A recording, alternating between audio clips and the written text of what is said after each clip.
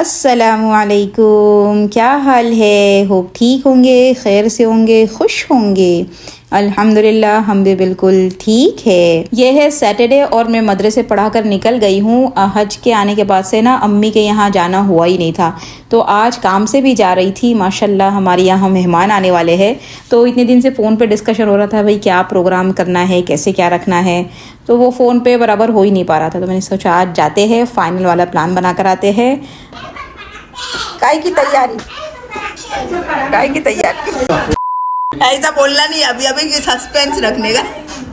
ऐसा बोलने का काय की तैयारी कर रहे हैं। अम्मी पीछे हटो। हाँ सरप्राइज है, अभी एक हफ्ते में आने वाला है कोई मेहमान। कौन आ रहा है? आ रहा है स्पेशल। चलो इंशाल्लाह देखते। सामान काफी आ रहा है घर में। तो अल्लाह का शुक्र, प्लान सब डिसाइड हो गया था कि हम कहाँ घूमने जाने वाले हैं और क्या क्या साथ में लेके जाने वाले हैं। जैसे कि आप लोगों को पता है कि पनामा में कुछ भी हलाल मिलता नहीं है, तो अगर हम कहीं घूमने जाते हैं तो सारा कुछ घर से बना कर लेके जाते हैं। तो वो सब भी डिस्कस हो गया।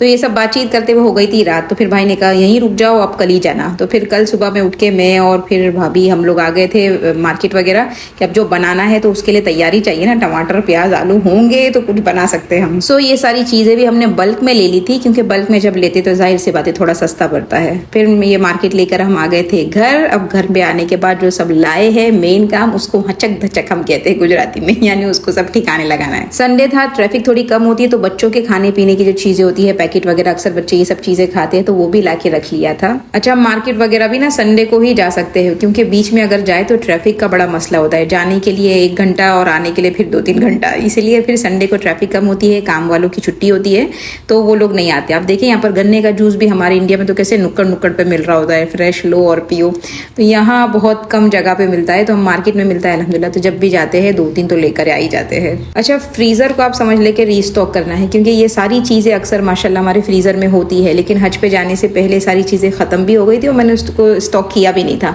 यही था कि इंशाल्लाह वापस आ जाएंगे तो उसके बाद ही करेंगे। अच्छा, हमारे यहाँ हरी मिर्ची भी बड़ी कीमती चीज़ है, क्योंकि जो पनामा के लोग हैं वो तीखा नहीं खाते, तो हरी मिर्ची तो हमारे इंडियन आने के बाद अभी अभी कुछ मिलने लगी हुई है। तो आपको यहाँ कहीं भी सुपर मार्केट में नहीं मिलेगी। इसको लेने के लिए आपको खास जो मार्केट बड़ी वाली होती है उधर ही जाना पड़ता है। ये सारा कुछ साफ करके अभी मैं इसको पीस लूंगी। खाना वाना खा लिया, पास्ता बना लिया था मैंने, जल्दी बन जाता है।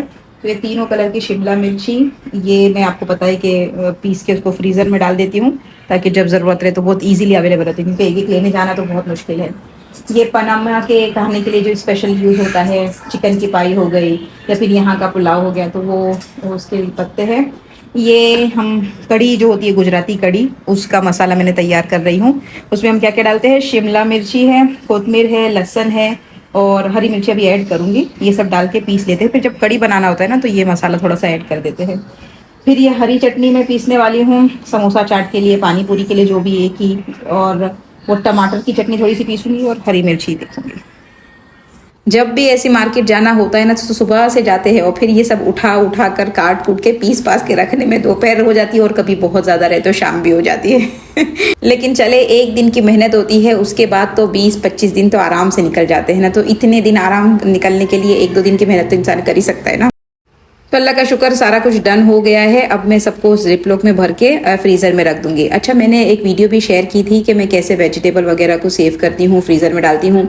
अगर आपने वो वीडियो नहीं देखी है तो इंशाल्लाह डिस्क्रिप्शन में उसका लिंक दे दूंगी, आप ज़रूर देखिएगा। तो अगर आप कुछ फ्रीज़र करना चाहे तो आपको भी आइडिया मिल जाएगा। अच्छा, ये बार मैंने जिप लॉक का ज़्यादा यूज़ किया, क्योंकि फ्रिज में जगह नहीं है डब्बे वब्बे के लिए, सो जिप लॉक थोड़ी लाइट वेट होती है और ईजिली एडजस्ट हो जाती है। अच्छा, ये है नेक्स्ट डे और हमारी मेहमानों के लिए तैयारी शुरू हो गई है। बना के चीज़ें फ्रीज़र करने के लिए शुरू हो गया है। पूरा हफ्ता माशाल्लाह बना के रखेंगे हम लोग।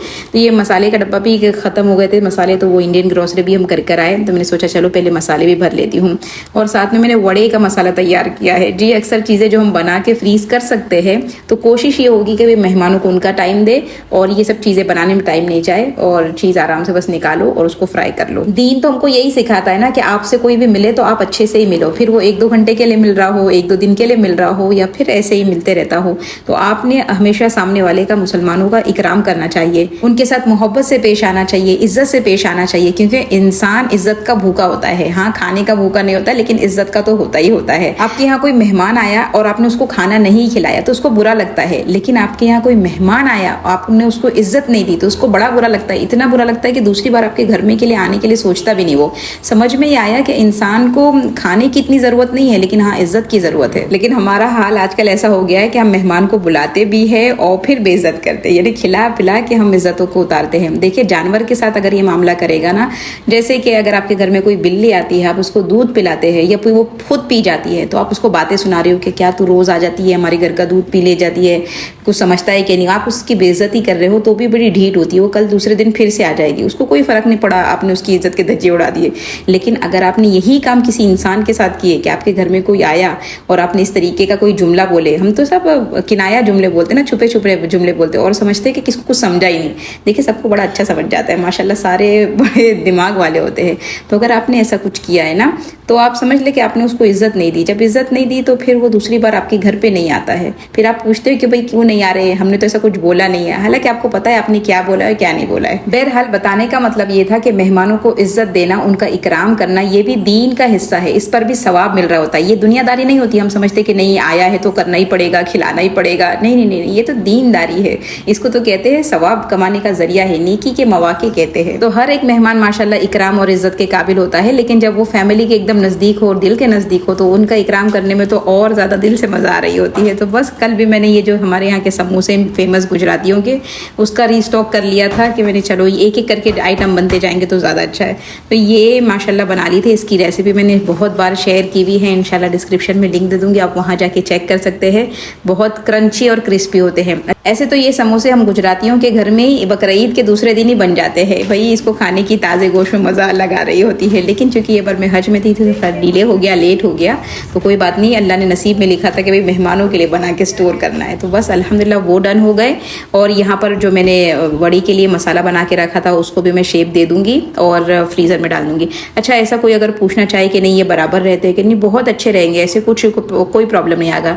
मैं इंशाल्लाह इसको फ्राई भी करूँगी ना तो भी आपको बताऊँगी। यानी जो बेसन का जो बैटर होता है बस आपने उसमें डिप करना है और मीडियम आंच पे आप फ्राई कर लेंगे तो अंदर से बिल्कुल फ्रेश ही निकलेंगे, कोई मतलब ऐसा नहीं कि कच्चे रह जाते या हार्ड होता है। तो अगर कोई बना के फ्रीज़ करना चाहे तो आलू के समोसे बोले या फिर आलू के वड़े बोले, बहुत कुछ फ्रीज कर सकता है। जो नवे सब्सक्राइबर होते हैं ना, उनके लिए ये सब चीज़ें बड़ी मुश्किल होती है कि हर चीज़ फ्रीज़र में डाल रहे हैं, बासी हो जाता है, इतना फ्रीज़र का नहीं खाना चाहिए, अनहेल्दी होता है वगैरह वगैरह। पर देखिए, हर एक की लाइफस्टाइल है, हमारी यही लाइफस्टाइल है, हम इसकी आदी हो गए हैं और अगर इसके ऑपोजिट में जाएंगे तो हमारे लिए मुश्किल है। तो अपने को मुश्किल में नहीं डालने के लिए हम ये थोड़ी बहुत आसानी अपने लिए कर लेते हैं। तो बस ये भी बड़े हमारे तैयार है। आप कमेंट करके बताइएगा कि आपको क्या लगता है कि कौन हमारे घर आने वाला है।